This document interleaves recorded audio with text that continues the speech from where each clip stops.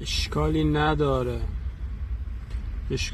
اگه آدم کاملی نیستی، اشکالی نداره اگه اشتباه میکنی، اشکالی نداره اگه شکست میخوری، اشکالی نداره اگه چیزی رو بلد نیستی.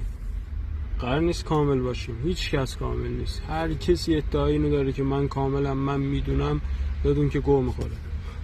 هیچ کی کامل نیست، همه اشتباه دارن، همه به جاش اشتباه میکنن، همه به جاش ضعف دارن.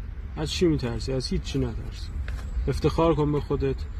ماها اومدیم که کامل بشیم بریم، کامل نیومدیم. هیچ کی تو این دنیا کامل نیومده.